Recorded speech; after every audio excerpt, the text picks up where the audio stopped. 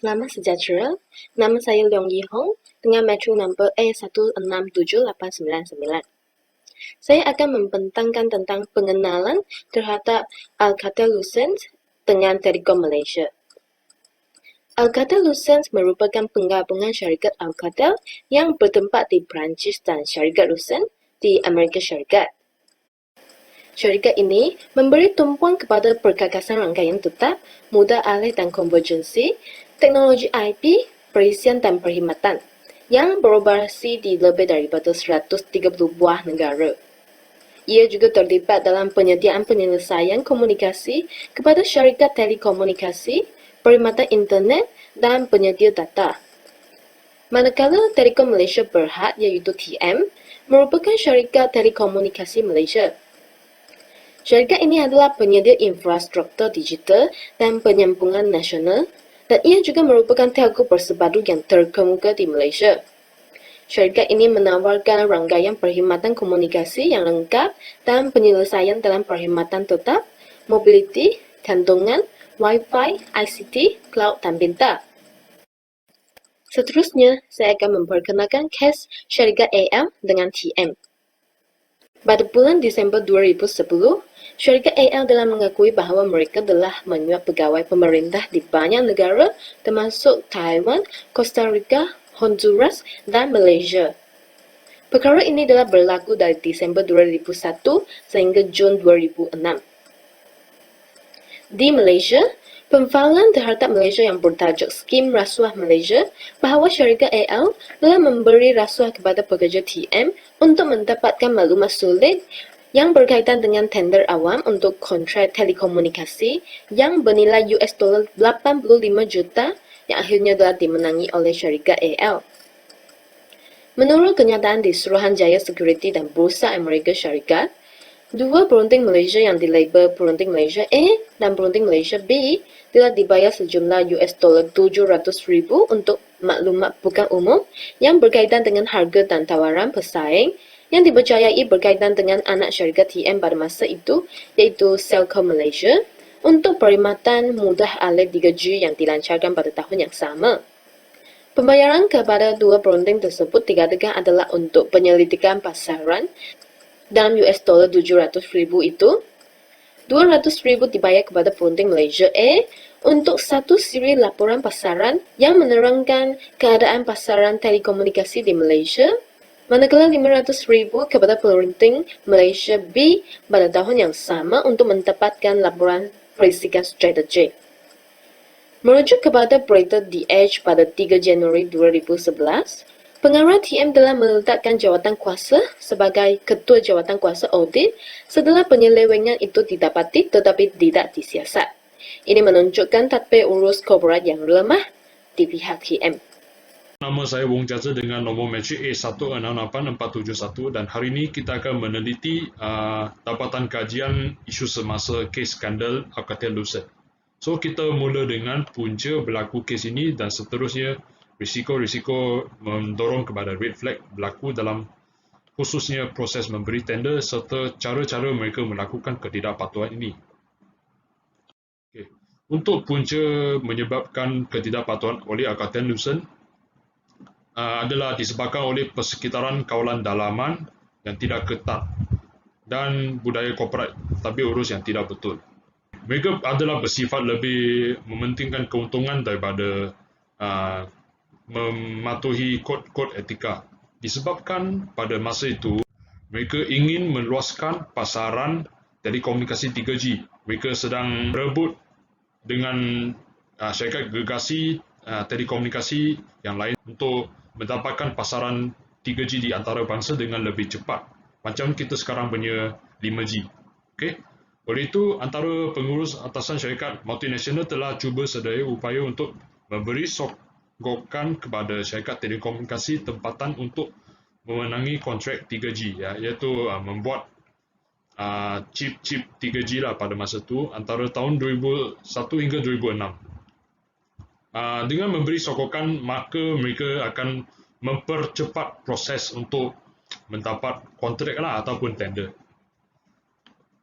Okay, ini adalah laporan tadbir urus Alcatel-Lucent 2010. Ini contohlah dia baru wujud beberapa tahun selepas isu rasuah tersebut didapati dan juga baru saja Alcatel-Lucent mengakui kesalahan untuk kes skandal tersebut.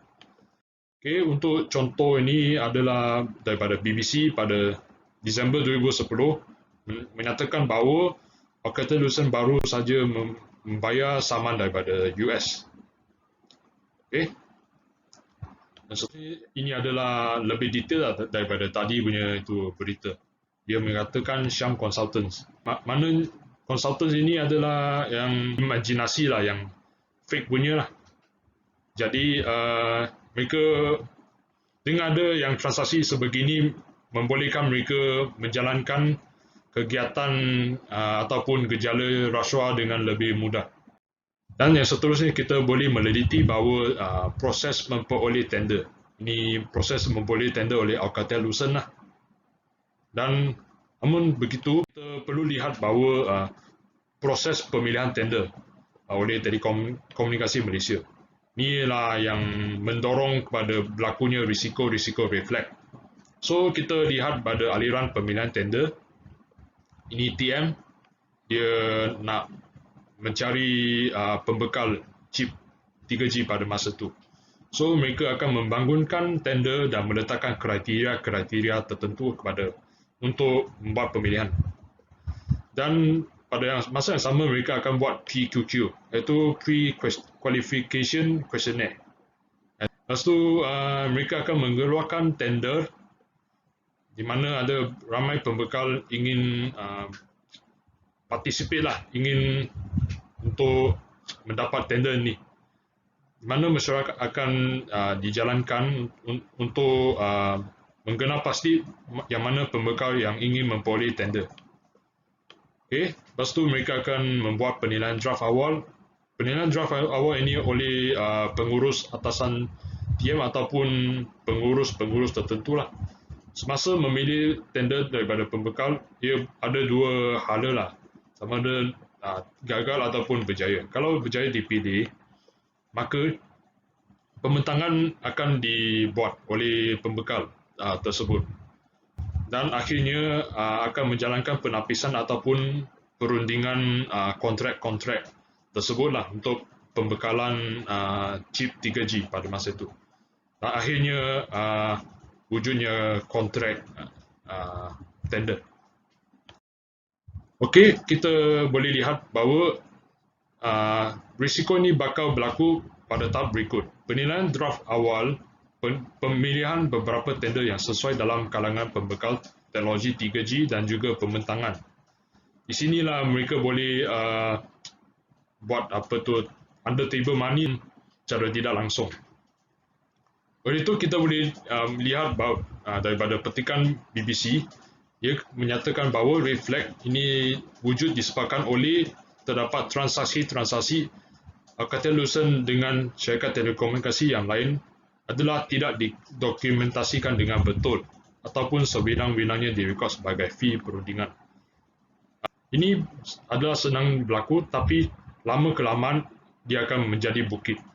Dan ia akan senang dikesan oleh sesiapa yang mengaudit akaun tersebut lah.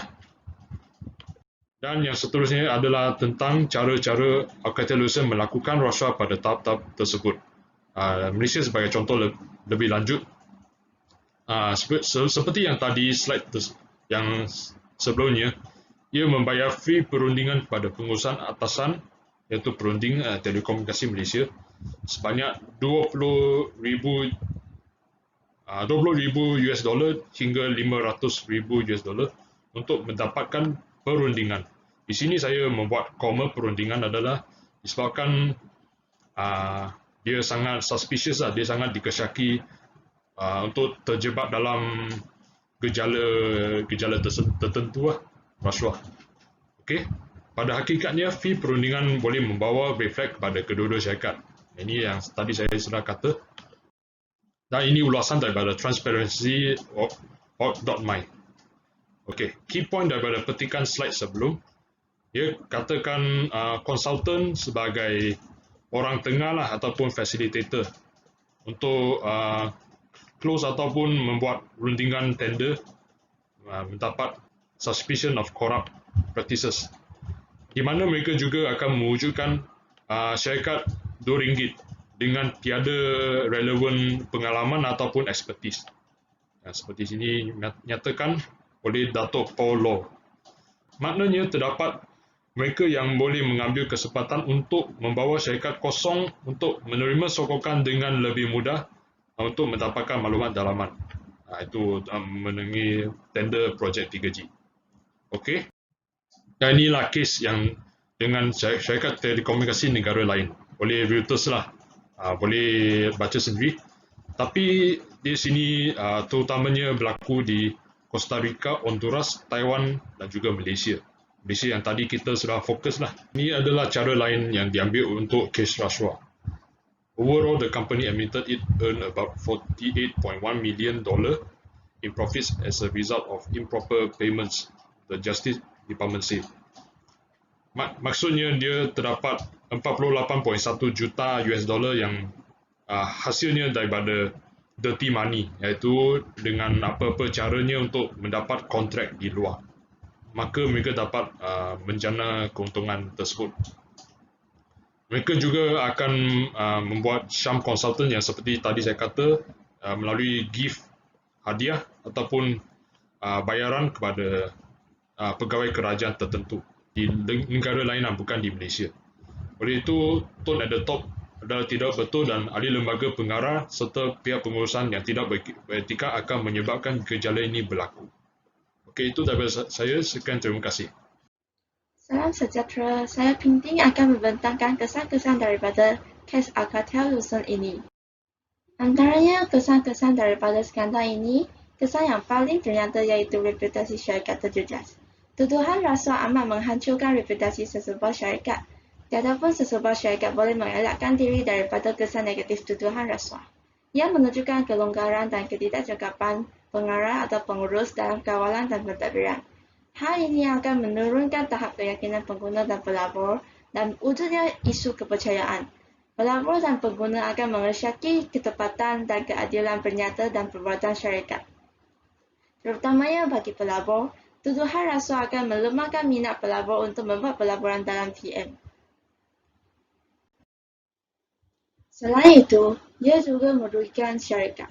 Pekerja yang menerima suapan memberikan maklumat sulit kepada Alcatel-Lucent untuk membantu AL berjaya memperoleh tender TM, akan menyebabkan TM menghilangkan peluang untuk bekerjasama dengan pihak yang lebih bersesuaian. Hal ini boleh dikatakan sebagai suatu kerugian kepada TM. Selain itu, skandal ini juga menyebabkan pelabur meragu-ragu untuk melabur dalam PM, dan pihak yang berhasrat untuk bekerjasama dengan PM mungkin membuat pertimbangan semula selepas skandal ini. Kerugian ini perlulah ditanggung oleh PM. Juga, reputasi dan harga saham PM yang terjejas, hal-hal ini akan mengambil masa untuk berpulih. Bukan sahaja reputasi TM menurun, tetapi imej Malaysia juga terjejas. Sebagai sebuah syarikat berkait kerajaan, pekerja yang menerima suapan secara tidak langsungnya menjejaskan nama baik kerajaan Malaysia. Hal ini telah mengkaitkan nama baik kerajaan Malaysia dengan kelonggaran dalam pengkuatkuasaan dan ketidakcakapan dalam pentadbiran di pentas antarabangsa. Imej Malaysia terjejas dalam kes rasuah ini menyebabkan pandangan negara asing terhadap Malaysia semakin merosot. Namun, skandal ini telah memupuk langkah strategik pencegahan rasuah dititik beratkan dalam TM. Pengurus ataupun jabatan pengauditan bukan sahaja memberi perhatian pada pengurus yang memegang kuasa besar, tetapi juga pemerhati kelakuan setiap pekerja, terutamanya pekerja yang melibatkan maklumat sulit syarikat. Kawalan dalaman yang cekap dipetik secara keseluruhan supaya dapat mencegah kegiatan tidak bermoral dalam syarikat. Syarikat TM telah mengambil langkah-langkah strategik untuk memastikan bahawa pencegahan rasuah dijadikan salah satu agenda korporat mereka. Komitmen daripada pihak atasan amat jelas dan nyata, perubahan dan inisiatif semasa yang dijalankan juga menjadi tauladan kepada syarikat-syarikat lain. Antara langkah-langkah pencegahan rasuah yang telah dilaksanakan termasuklah tanda tangan Ikrar Integriti Korporat melaporkan inisiatif pencegahan rasuah dalam laporan tahunan, dan panduan pencegahan rasuah TM. Panduan ini turut merangkumi cara-cara urus niaga dengan pihak ketiga. Seterusnya, kawan saya akan meneruskan pembentangan. Selamat sejahtera doktor dan kawan-kawan sekalian. Saya Liu Chun akan meneruskan pembentangan tentang cadangan.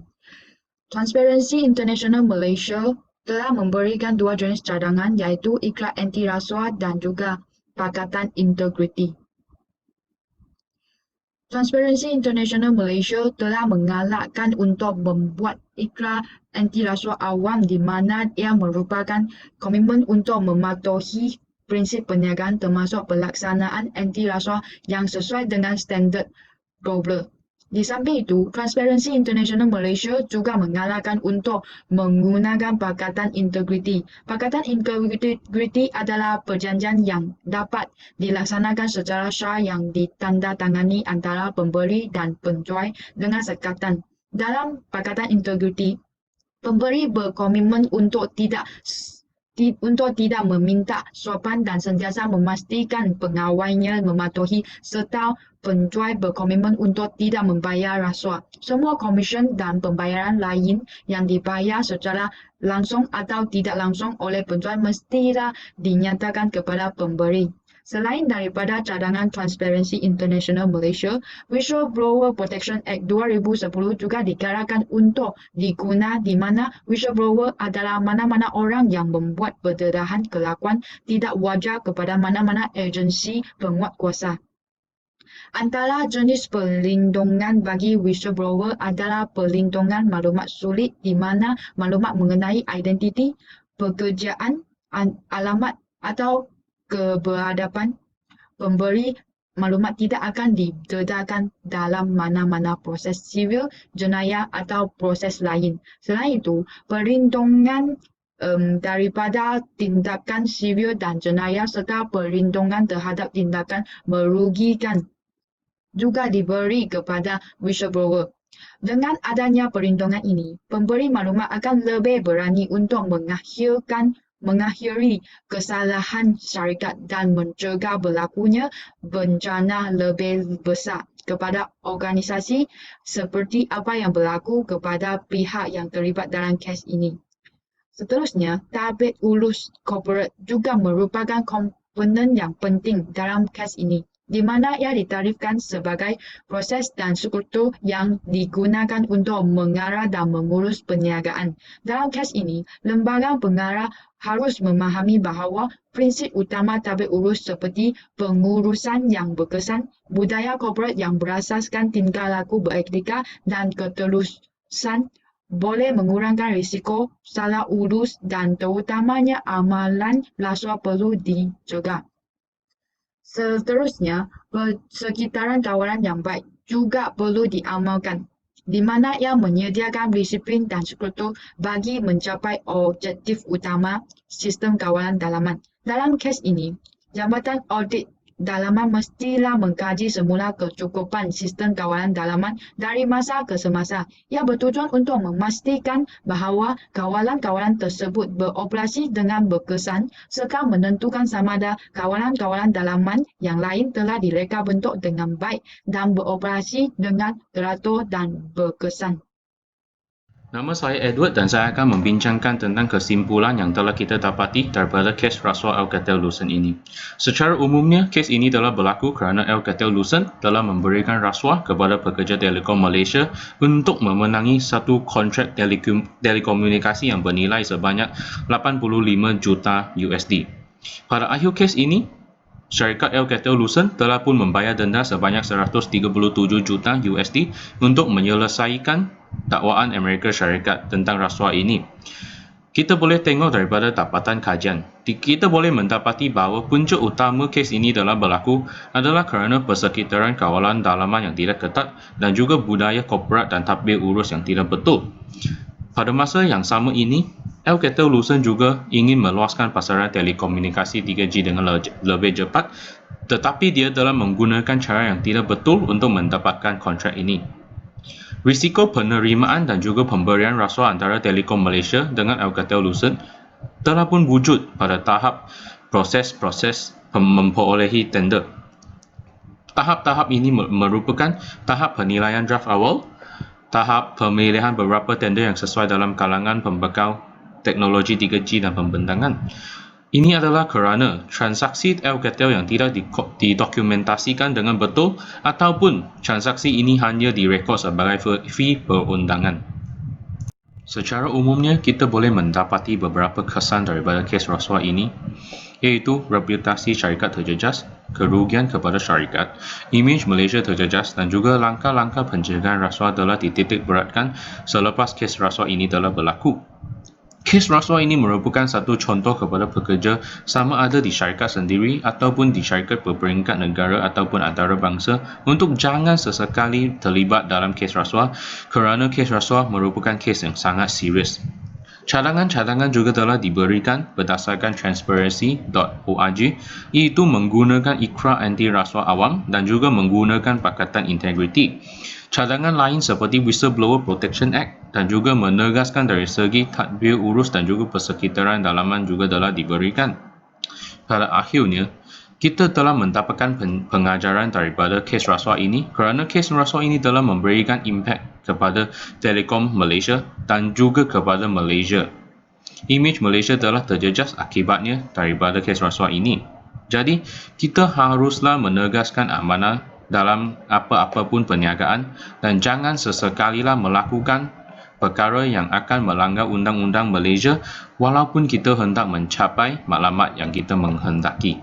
Terima kasih.